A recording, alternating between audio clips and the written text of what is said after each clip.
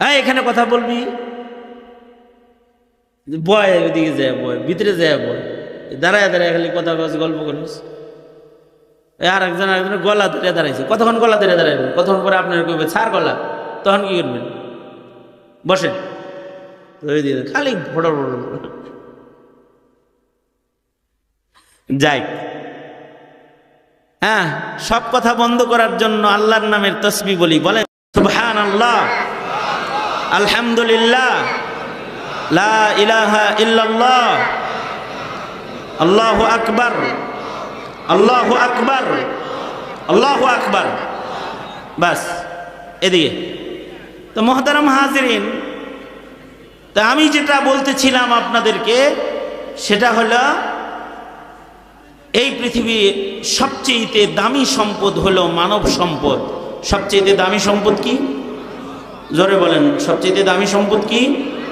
মানব সম্পদ। তবে আল্লাহর ভাষায় সব মানুষ মানুষ নয়, সব মানুষ পৃথিবীর মাটিতে সম্পদ নয়। তবে মানব সম্পদ মানুষের ভেতরে একটা মানুষও যতদিন আল্লাহর পছন্দের মানুষ রবে, ততদিন আসমান থাকবে, জমিন থাকবে। চাঁদ, সূর্য, গ্রহ, নক্ষত্র আল্লাহ তাআলা ঠিক রাখবে। কিয়ামত হবে না। আর জমিনে যখন আল্লাহর পছন্দের একজন মানুষও থাকবে না, সংখ্যায় মানুষ অনেক থাকবে, কিন্তু মানুষগুলা আল্লাহর পছন্দের মানুষ না। মহান আল্লাহ আল্লাহর অপছন্দের মানুষদের জন্য পৃথিবীর নিজাম ঠিক রাখবে না। ইসরাফিলকে মহান আল্লাহ নির্দেশ করবেন, ইসরাফিল বাঁশি বাজায় দাও। ইসরাফিল বাঁশি বাজায় দিবে, এই পৃথিবীর রঙ্গ মেলা খেলা সব শেষ হয়ে যাবে। অথচ তখনও কিন্তু জমিনে কোটি কোটি কোটি কোটি মানুষ থাকবে, কিন্তু আল্লাহর পছন্দের মানুষ থাকবে না। তো কিয়ামত সংগঠিত হবে।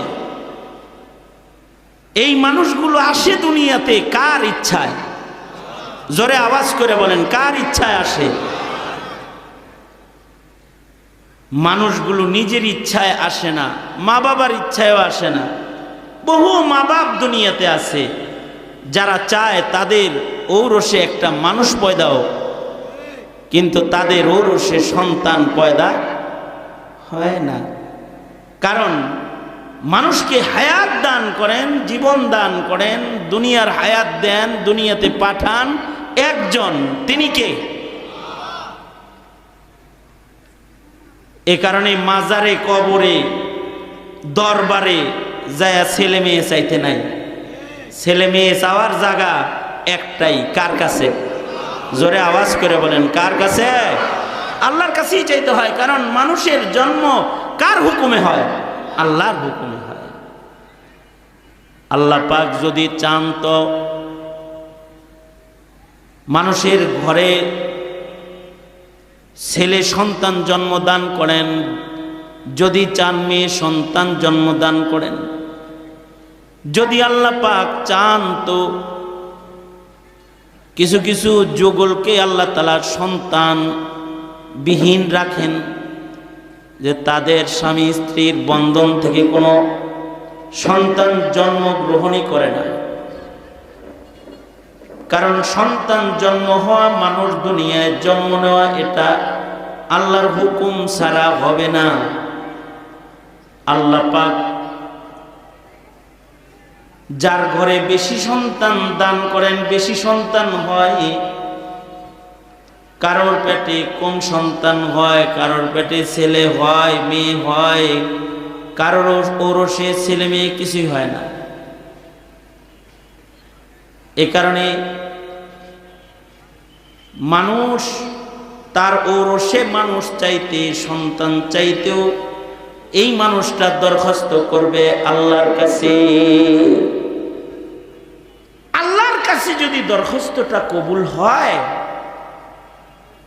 তাইলে আল্লাহ তাআলা সন্তান দিয়ে দিবেন।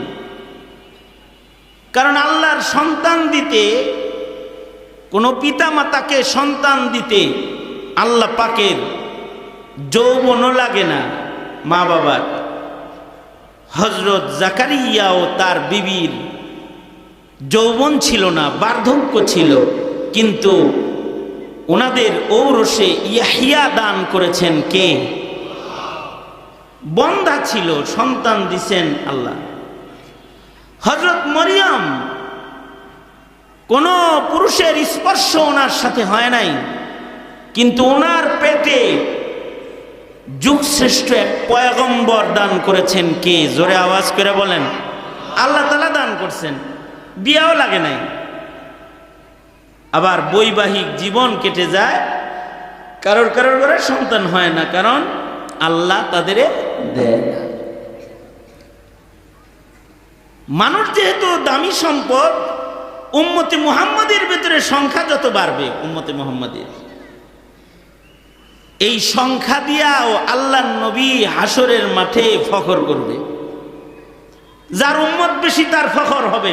নবীজি বলেন, আমার উম্মত দিয়ে আমি ফখর করব হাসরের মাঠে। কিছু কিছু নবীর উম্মত কম হবে, কিন্তু আমাদের নবীর উম্মতও বেশি হবে।